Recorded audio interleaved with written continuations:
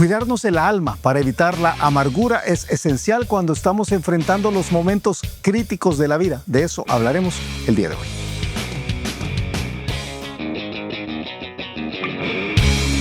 El reto de hoy.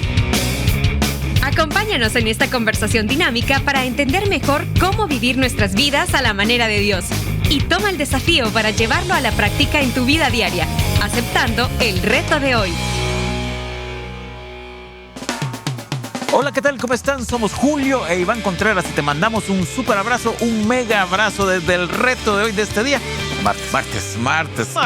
Ajá. Estamos hablando de enfermedad, estamos hablando de sufrimiento, estamos hablando de dolor, y lo digo con una sonrisa, pero realmente estamos hablando de una circunstancia compleja. Cuando el cuerpo calla, Dios habla. Sí.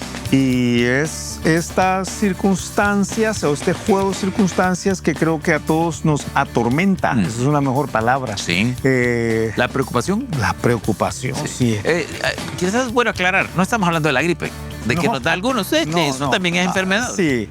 No estamos hablando... Aunque a algunos hombres cuando les da gripe no estamos hablando de algunas cosas que uno podría considerar normales de la vida. A algunos les da varicela, pamperas, les da... Todavía le da eso. Se enferma del estómago, de la garganta. Eso es como, digamos, todos entendemos que es algo más cotidiano, pero hay cosas que sí son duras. Es el pan nuestro de cada día, literalmente, pero algunas circunstancias son difíciles, ¿verdad? Yo creo que todos, y a Pati y a mí nos ha pasado muchas ocasiones, que alguien amado en nuestra iglesia, alguien amado en otra iglesia, en algunas de las iglesias de Metroamérica o de otras iglesias que frecuentamos, repentinamente nos llama para contarnos un diagnóstico complejo. Sí. Y, o sea, el estómago se hace chiquito, el corazón se hace chiquito, la preocupación se agolpa, ¿verdad? Y ahí es donde uno recuerda a Pablo. Pablo dice, ¿quién enferma? Yo no me enfermo. ¿A quién se le hace tropezar y yo no me indigno? O sea, esa parte de decir, es difícil. Yo te decía ayer, es complicado ver a tantas personas pasar por procesos difíciles de sufrimiento. Pero no debemos caer en el extremo de algunos que dicen, pero es que es falta de fe, es falta de fe. Sí, qué problema es eso, ¿verdad? No es falta de fe reconocer la realidad de la enfermedad. Sí. Yo estaba pensando, ¿verdad? Cómo la Biblia claramente señala tantas ocasiones en las cuales la enfermedad era parte de las circunstancias reales de la vida de un montón de personas. Claro. Pablo le dice a Timoteo, toma vino. Ya es lo único que han aprendido algunos de la Biblia, porque padecía algo aparentemente el estómago. Sí. Pablo mismo dice, ¿quién me librará de este cuerpo de muerte? Porque Pablo dice, Dios... tengo un aguijón en la carne, un mensajero de Satanás que ha puesto para que me abofetee, dice. Sí, o sea. Y ese es, quizás, no sé si vamos a entrar por ahí en algún momento, pero ese es uno de los propósitos de la enfermedad. Sí. Ver que a veces algunos nos hemos subido mucho y entonces Dios te dice, mira, tú sos frágil, sos frágil. Sí. Y es bueno a veces es bueno cuando estos procesos pasan en uno. Entonces uno tiene que entender que la enfermedad misma sucede para estimular nuestra fe. Muchas veces sucede para hacernos crecer en nuestra fe y no deberíamos desecharla como algo en lo cual no tenemos fe por tenerlo. Creo que es para tener más fe. Y eso es una lucha. O sea, la fe no se produce... Ojalá que se produjera espontáneamente, porque entonces todos tendríamos un montonazo de fe. La fe es un ejercicio de confianza en lo cual uno intencionalmente dice, Dios está en control, Dios sabe por qué me está permitiendo esto. Voy a decidir confiar en Dios en medio de esta realidad. Y es una batalla. Es una batalla. Pero qué importante. Esto que estás diciendo, yo voy a remarcar algo. Hay una parte que yo le llamo alineamiento. Porque todo el mundo, o mucha gente, o la mayor parte de personas creen que fe es decirle a Dios, Señor, haz esto, y creer que Dios puede hacerlo. Sí. Pero hay una parte de la fe que tiene que ver con que, Señor, yo te pido esto, y si Dios no hace lo que yo creo, yo sigo confiando en Dios. Chief, una de las cosas que Chief dice constantemente, Chief y su familia pasaron por una crisis de salud muy complicada hace muchos años. Su hija pasa por una enfermedad muy difícil cuando tenía unos 20 meses, por ahí más o menos. un síndrome raro, síndrome de Kingsburg o de oxoclono, mioclono, y un caso cada 10 millones. Una reacción autoinmune al cáncer que tiene la niña. Ellos no sabían que tenía cáncer y menos sabía que tenía una reacción autoinmune, entonces rarísimo. Con ¿cómo se llama? Efectos, ¿cómo se llama cuando las cosas? Sí, por eso se llama oxoclono porque los ojos se mueven y neoclono porque los músculos se mueven. Pero ¿cómo se llama eso cuando algo convulsiones? Lo que se manifiesta, muy raros. Sí, muy raros. Síntomas muy raros.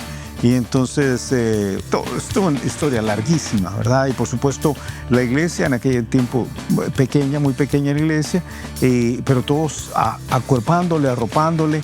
Y entonces Chief dice algo, en medio de todo esto dice, Chief joven, ¿verdad? Ahora ya no está tan joven, pero Chief joven dice, creo que la cosa de la fe no es solo creer que Dios puede sanarla. Sí. La cosa de la fe es confiar que si Dios decide no sanarla, Él tiene una razón para no hacerlo. Sí. Y yo pensé, él tiene razón. O sea, esa es la parte difícil. Sí. O sea, la parte difícil es yo deposito mi confianza en Dios. Sí. Lo aprendimos hace unas semanas en Salmos. Yo ruedo mi vida sobre Dios y le entrego el timón de la vida y lo dejo que Él tome en control y Él hará. Sí. Y entonces Él ha de saber cómo, ¿verdad? O sea, Él sabe mejor que yo. Pero qué difícil, o sea, qué difícil porque me va a llevar a mí o se va a llevar a mi esposa o se va a llevar a mi hijo y entonces yo no quiero esto y viene la lucha. Ahí es donde yo te decía, cuando estábamos conversando sobre este tema, ahí es donde la empatía de los que están alrededor es tan importante porque el que está pasando por esto tiene sus altas y sus bajas. A veces está muy fuerte, a veces está muy débil, a veces se quiebra, a veces da testimonio muy fuerte, pero luego inmediatamente se quiebra y uno tiene que entenderlo, ¿verdad? Y muy interesante lo que Jesús le responde a Pablo cuando Pablo le dice, Señor, este aguijón que has puesto sobre mí, quítalo. Y Jesús le dice, bástate mi gracia. Sí. Bueno, bástate mi gracia porque mi poder se perfecciona en la debilidad. Es que yo creo que esa es una de las claves de la vida cristiana. Cuando soy débil, soy fuerte. Sí. Eso es contradictorio, pero eso es lo que dice la Biblia. Sí. Pero entonces, el punto que estamos estableciendo como inicial es el aceptar una enfermedad no es falta de fe. No. Entonces, ¿qué debemos hacer? Ajá. Creo que el alma necesita igual o más atención que el cuerpo. Sí. En una circunstancia en la cual nos enfrentamos con una enfermedad. Debemos entender que Dios quiere no solamente ministrarnos físicamente, que quiere hacerlo, sino también espiritual y emocionalmente. De acuerdo. Y quienes estamos alrededor de una persona que está enferma, o si nosotros mismos estamos enfermos, o si estamos casados, o somos los papás, o si estamos pastoreando a una persona que está pasando por una circunstancia de mucho dolor, tenemos que entender que además de toda la parte de provisión física, médica, etcétera, etcétera, hay un componente espiritual y emocional para el alma que es súper importante. Bueno, yo quisiera llegar aquí a un caso práctico porque es un caso como, ahora no quiero exagerar, pero como 300, 400 casos que hemos visto. Es la persona que tiene una enfermedad grave, ora, las cosas no se solucionan, o tiene alguien quizás en su familia, le pide al Señor, le ruega al Señor, va donde otros, le pide que oren, dicen medicina o este tratamiento cuesta tanto.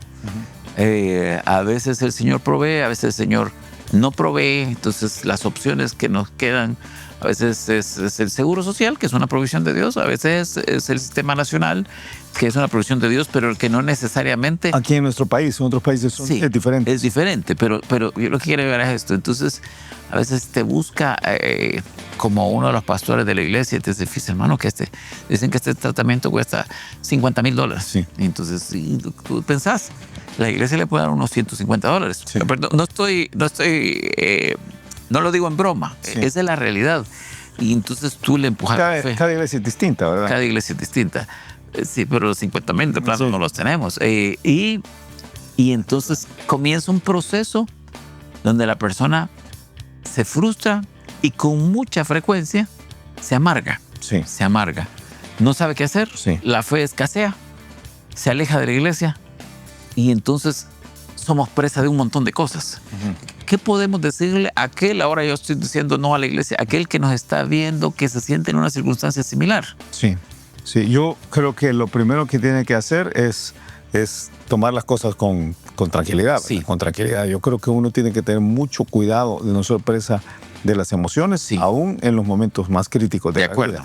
Yo te decía ayer que mucha de la complejidad de la batalla se arregla antes de la batalla, ¿verdad? Sí. Y por eso tan importante de todo lo demás que hablamos Sí. en todos los demás programas. O Sí. sea, tu crecimiento espiritual, tu relación con Dios, tu solidez en la palabra, tu conocimiento del Señor, todo esto, porque es en esos momentos críticos que sale todo lo que te has preparado. Claro, de acuerdo. Entonces creo que si te has preparado va a ser más fácil. Sí. Si no te has preparado va a ser más complejo. De acuerdo. Y es muy difícil pedirle a alguien que no es maduro que sea maduro. Y este caso que te estoy diciendo es difícil también para un maduro. Sí, Sí. pero es más difícil para uno que no es maduro. De acuerdo, O sea, de acuerdísimo. Porque si tú llegas a hablar con alguien que no es maduro Sí. y le llegas a decir, mire, sea maduro, lo que puedes sacarte es además de tu par de palabras difíciles, puedes sacarte un tu golpe, ¿sí? o el resentimiento. Sí. Porque una vez más, por eso uno tiene que tener mucho cuidado con la forma como aborda. Yo he pensado mucho al estar hablando y preparándonos para esto, la palabra empatía, porque uno tiene que tener muchísimo cuidado. O sea, uno nunca debe llegar con la actitud de yo estoy aquí en esta posición espiritual que vengo a decir a usted que los maduros y los espirituales tienen que enfrentar esto con mucha fe. No sé qué es lo que le pasa a usted. O sea, Sí. uno tiene que tener mucho. Pero todo esto lo estaba diciendo en el contexto de lo que dijiste, que hay que cuidar el cuerpo, pero hay que cuidar el alma. Entonces yo llegaría a tratar de llevar consuelo antes que nada. Consuelo Qué en medio importante. del dolor. Sí. O sea, antes de decirle usted está mal por estar amargado, O decirle, este es el camino. es decir, el camino, yo creo que llegar a acompañarle tanto como sea posible. La Biblia dice, sea vuestra palabra siempre con gracia, Sí. sazonada con sal. O sea, es para que uno sepa responder a cada uno como se debe responder. Entonces creo que el tono de nuestras palabras, el contenido de nuestras palabras tiene que ser del consuelo, como el Señor Jesús haría en un caso como este. No es tanto una exhortación a la fe como un acompañamiento en el dolor. Creo que son dos enfoques distintos, por lo menos al principio. O sea, creo que en la medida en que uno gana acceso al corazón de la persona y abrirse la palabra a esas expresiones de consuelo, que pudieras llevarlo a las expresiones de fe. O sea, de acuerdo. antes que otra cosa sucede, porque si uno quiere de entrada llevarlo a la verdad. a la verdad, a la verdad que le va a cimentar en la fe, o peor aún, decir, no, mira, no te preocupes, si te mueres vas a ir al cielo. O sea, Sí. eso creo que no sería lo más sensato. Entonces, lo que estás diciendo es, la primera parte tiene que ver con empatizar y consolar. Sí. Ajá. Y quizás... Y genuinamente, porque a algunos le cuesta esto, o sea. ¿Y sabes a quiénes más les cuesta? A los que no han sufrido. Sí. A los que no han Sí. sufrido. Yo puedo pensar en lo que la Biblia dice, Sí. que Dios nos consuela en todas nuestras tribulaciones para que nosotros podamos consolar a los que están en la tribulación con la misma consolación con la que Él nos ha consolado Sí. cuando nosotros estábamos pasando por nuestras tribulaciones. Sí. O sea, es esta consolación de Dios, Mira, precisamente. vi una vez una persona que me dijo una frase que yo lo sentí fuerte, ¿verdad? Pero me dijo, se ve que usted nunca ha tenido un alcohólico en su casa, man. Porque estaba con un problema y uno tratando de animarle y todo, pero esa fue su frase, me dijo, porque el problema era esta persona que vivía en su casa y me dijo, se ve que usted nunca ha tenido un alcohólico en casa, man. Y yo dije, en realidad no. Sí. Pero es eso. Sí, es eso. A veces uno no alcanza. Por eso la palabra empatía. La palabra empatía es tan clave en esta circunstancia.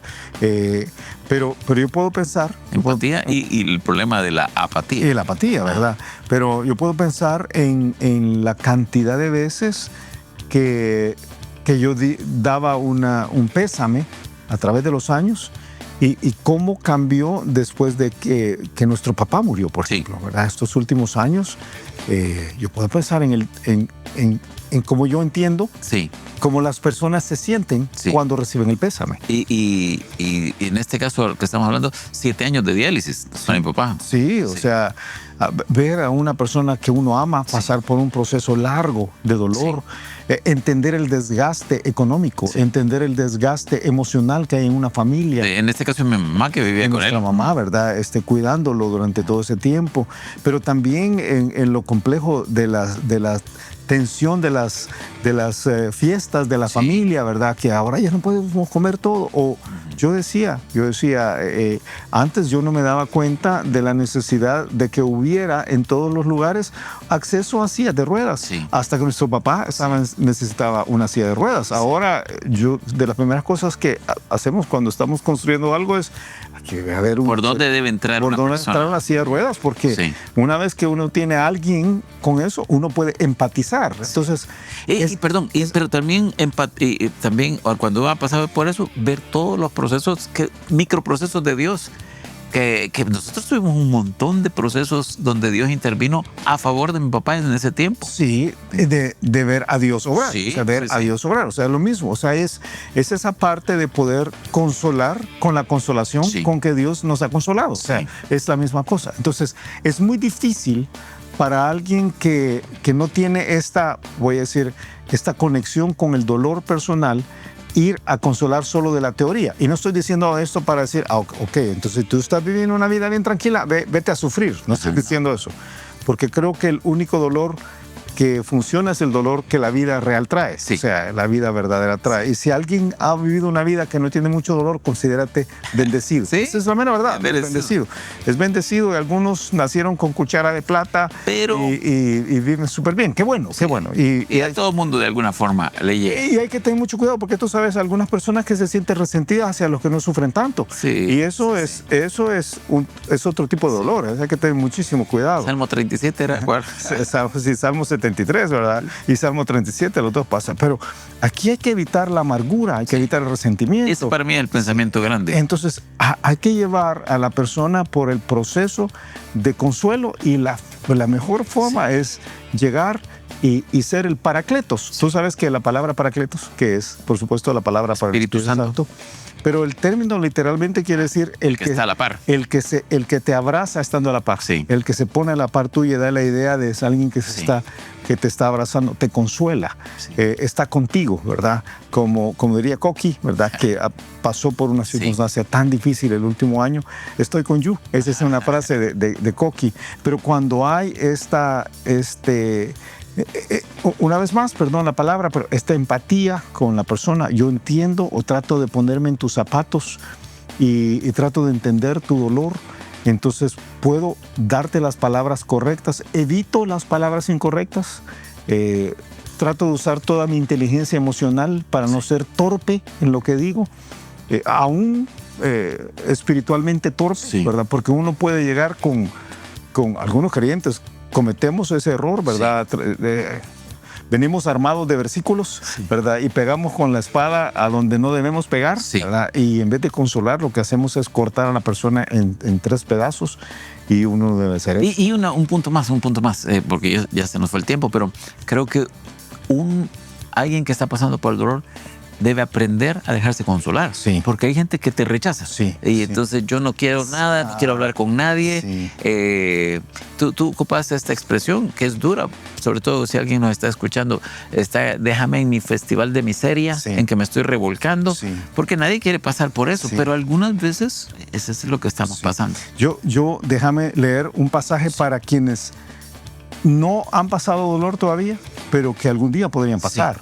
O para quienes tienen un diagnóstico reciente de algo complicado y algún día podrían pasar por dolor. Pero hay un pasaje en Habacuc capítulo 3 que creo que debe ser una decisión que tomamos en los tiempos tranquilos. Dice Habacuc capítulo 3, versículo 16. Oí y se conmovieron mis entrañas. A la voz temblaron mis labios. Pudrición entró en mis huesos y dentro de mí me estremecí. Si bien estaré quieto en el día de la angustia, cuando suba al pueblo el que lo invadirá con sus tropas. Aunque la higuera no florezca, ni en las vides haya frutos, aunque falte el producto del olivo, y los labrados no den mantenimiento, y las ovejas sean quitadas de la majada, y no haya vacas en los corrales. Con todo, yo me alegraré en Jehová, y me gozaré en el Dios de mi salvación.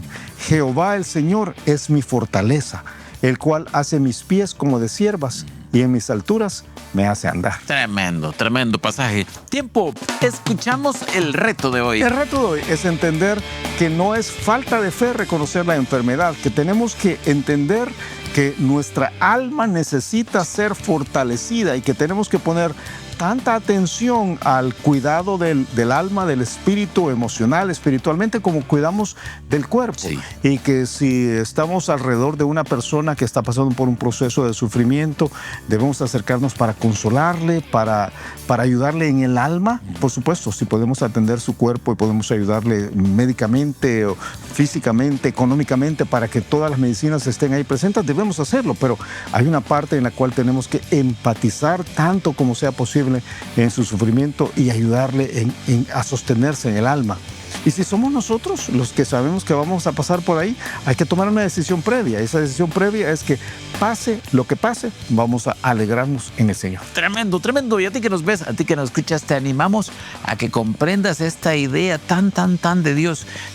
La enfermedad es parte de la vida. Y nadie quisiera pasar por eso, nadie quisiera pasar por el dolor o por el sufrimiento. Y creo que uno debe pedir con fe, pero uno debe aprender a alinearse con lo que Dios nos está enseñando. Y si estamos pasando por el tiempo donde tenemos a alguien cerca que está pasando por esto, hay que empatizar fuertemente.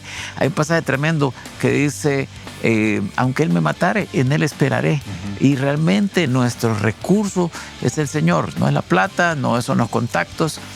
Hay que ayudar, pero nuestro corazón debe estar cerca del Señor. ¿Cómo se logra esto? Mañana vamos a hablar un poquito de cómo nuestras emociones son el resultado de nuestro enfoque. Sí. Y cuando estamos pasando por momentos críticos o cuando vemos venir esos momentos críticos en la enfermedad, es muy clave que mantengamos el enfoque correcto en el lugar correcto. Eso pases el día de mañana. Un excelente día y nos escuchamos mañana a la misma hora.